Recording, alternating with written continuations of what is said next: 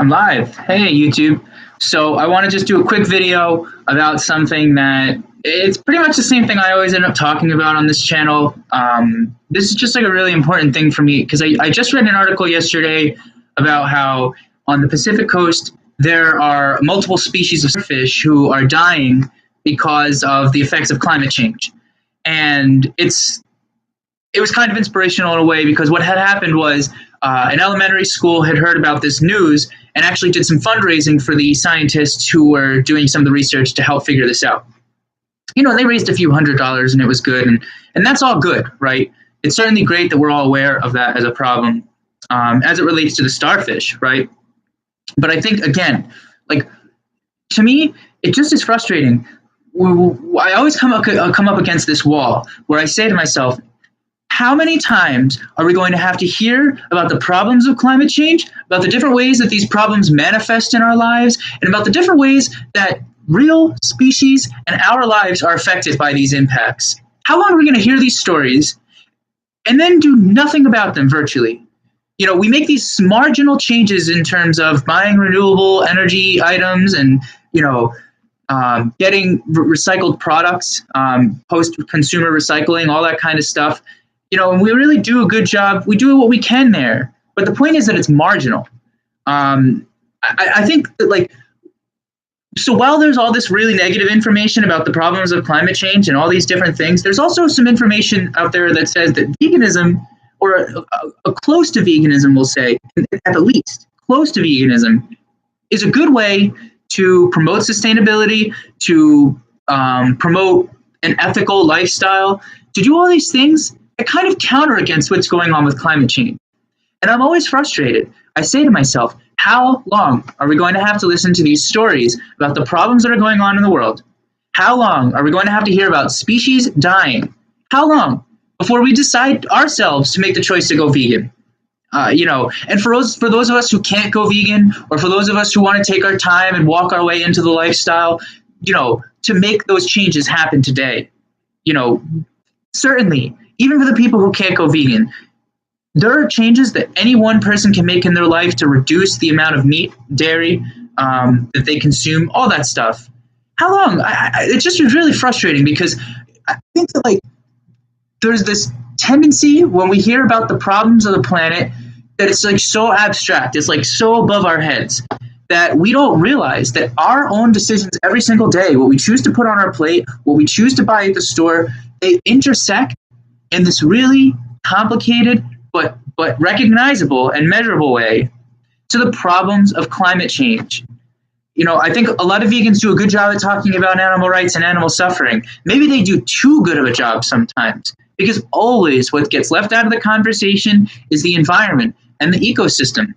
Even for all the environmentalists, you know, all these people who talk about environmentalism, you know, we have progressive Democrats in the House, and there was it's kind of like it's a special committee in the House. It's a joint committee. So, well, it's in the Congress. So it's a joint committee of representatives from the House and in the Senate. And maybe it's just the House. Excuse me, it is just the House. But basically, the rub is that a few members of the House were saying, progressive Democrats were saying, hey, look, if you're going to join this special committee to come up with proposed legislation to fight climate change, if you're going to serve in that committee, you should not receive any money from interests that are involved in, like, fossil fuel and those kinds of things, which is, like, super cool, right? Okay, you know, I'm a progressive. I can agree with that. But why wouldn't we also make that choice to say, not only can you not receive anything having to do with fossil fuels, but let's cut out animal agriculture altogether?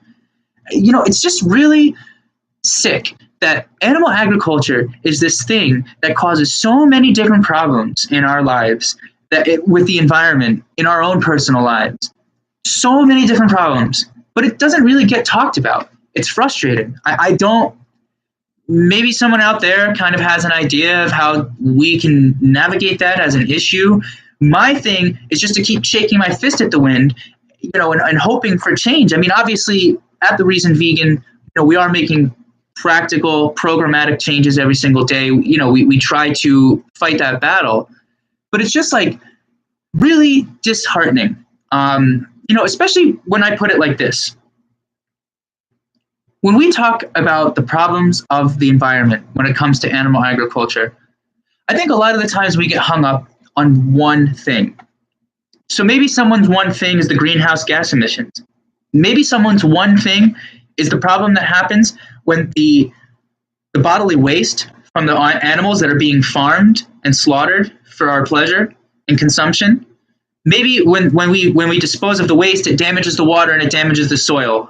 So maybe that's someone's one thing. Maybe someone else's one thing is to talk about the deforestation that happens. Maybe someone else's one thing is to talk about the problems of excessive antibiotic use on animals, to the point that there are real epidemiological threats that we're exposed to because of that.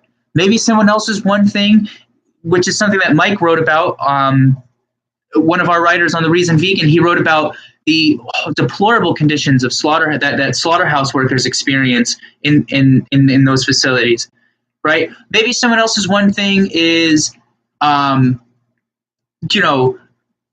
the different types of, well, I mean, I already said the antibiotic use. So like there are a number of other different things, right? But the point is, we all talk about our one thing, the one thing that gets us going.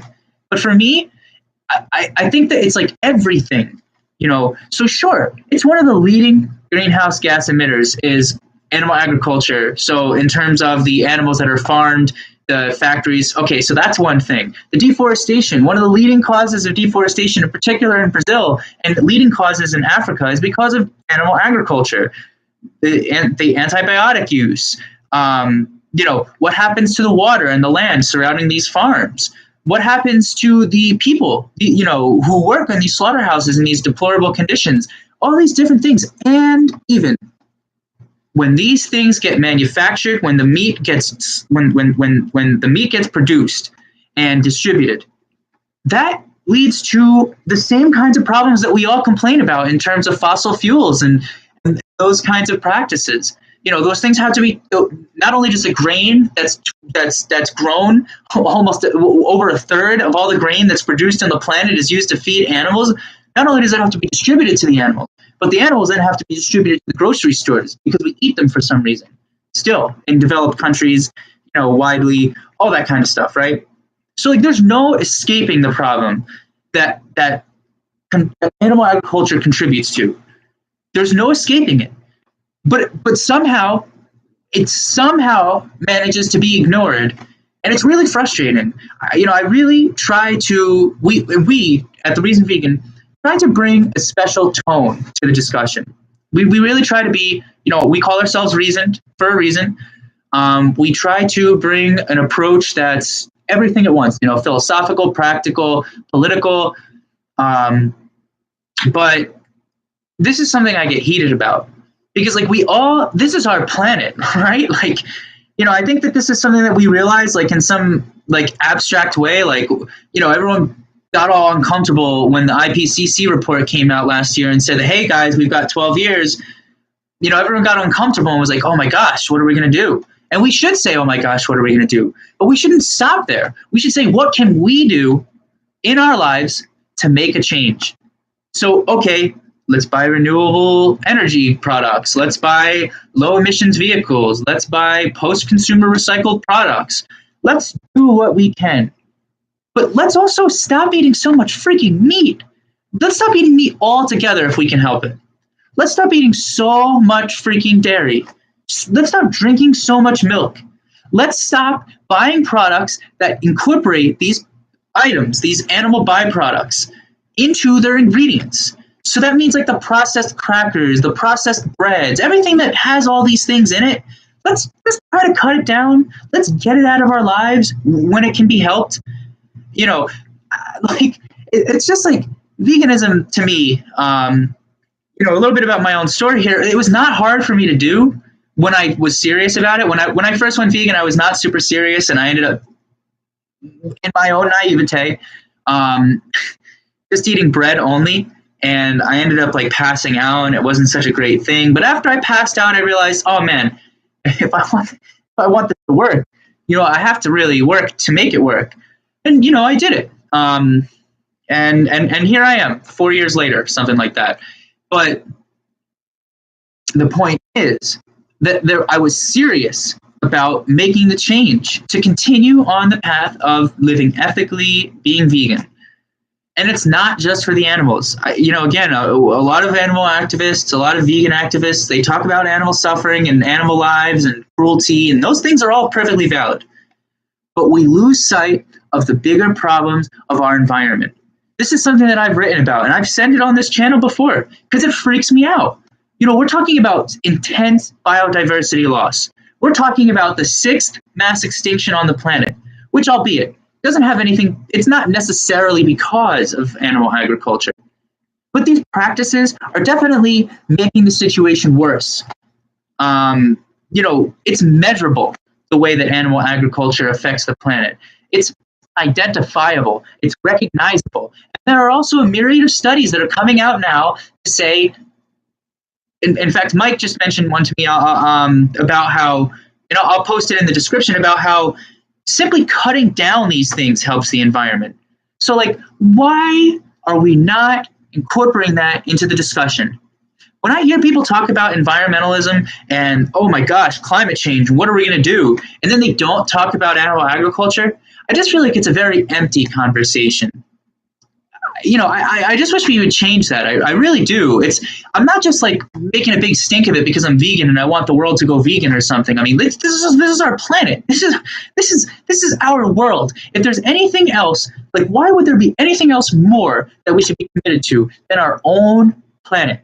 It's bewildering to me. I truly cannot wrap my head around it. Now, I'm sorry that I'm bringing a certain type of energy that I don't usually bring to these videos, but it just frustrates me. It's incredibly frustrating because I know people care. I know people care so much and they care so deeply, but then they get wrapped up in these ancillary issues when the primary issue is animal agriculture. This is not just vegan talk here, everyone. For those of you who are vegan, I'm sure this resonates with you already. For those of you who are not vegan, just simply do a Google search. The case for veganism, I don't even really make it on this channel a lot of the times because the case is made.